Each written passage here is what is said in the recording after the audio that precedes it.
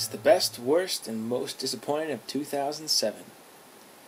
But I'm not going to rank the films from top to bottom, worst to best.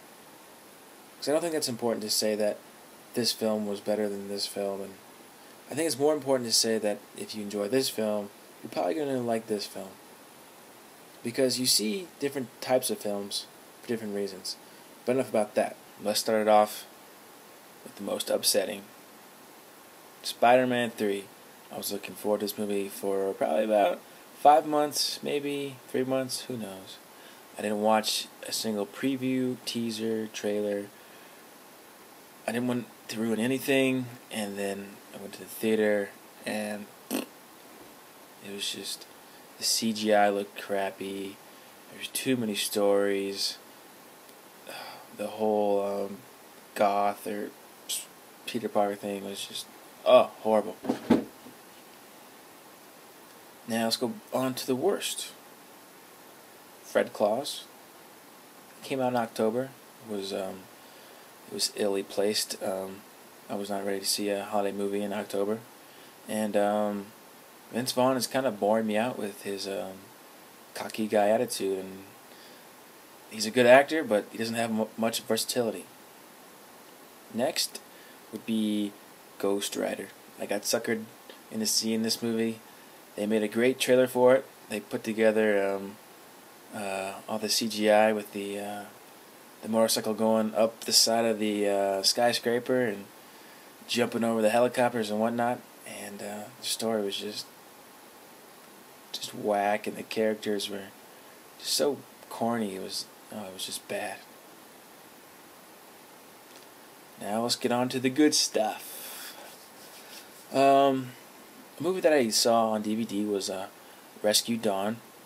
It is the true story of Lieutenant Dieter Dengler, who crashes in the Vietnam War, and he's held captive. And it was really surprising on how good it was. I don't think much people heard anything good about it, but it's one of those stories of true courage and bravery, and it's really amazing to visualize what this man went through. And please check it out, DVD. It's great. Another true story turned into a movie was Zodiac with Jake Gyllenhaal. I remember watching this movie. It's kind of long. I think it's 2.5 hours. I remember watching some of these scenes. The hairs on the back of my neck were standing straight up, and I was gripping the armchair. And it was a great movie. Next are two movies that I enjoyed a lot, and I couldn't tell which one I enjoyed more. Both came out about the same time. Summertime popcorn flicks, Transformers, and Live Free or Die Hard.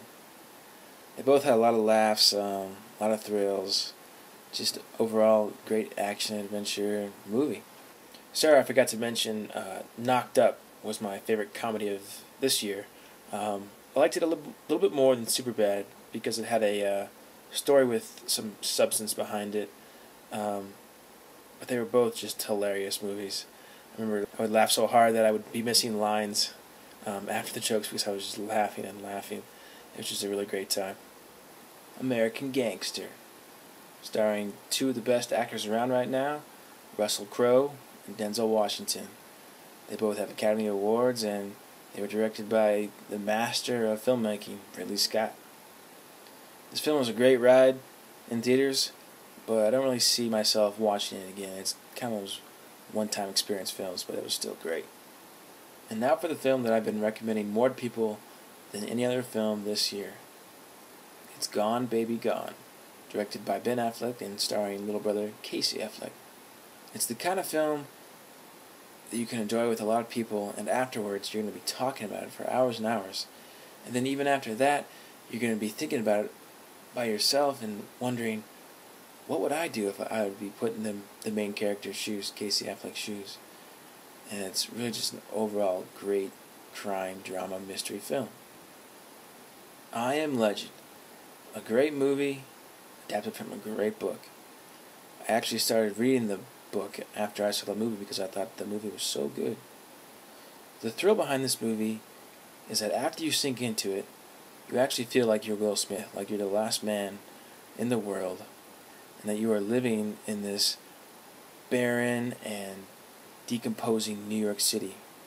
They spent a lot of time and a lot of money to make New York City look like it would if nobody lived there and after like a bomb had hit the city. Some people may say that this movie is kind of slow, but there's a lot of genius details that are put into every scene in this film. And if you open your eyes, you'll find them. And it's a great experience, and I really recommend that you see this film in theaters while it's still out. This is madness. No, this is the best looking and best feeling film of the year. 300.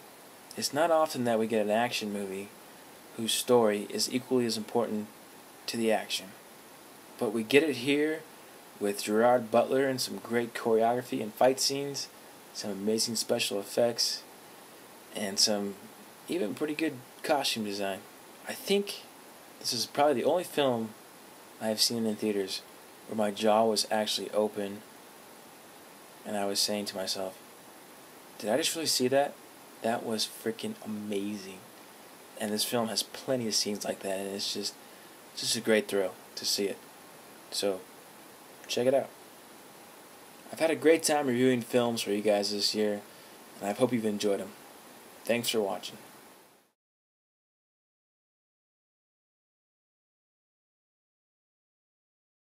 Hi, television neighbor. I'm glad we're together again.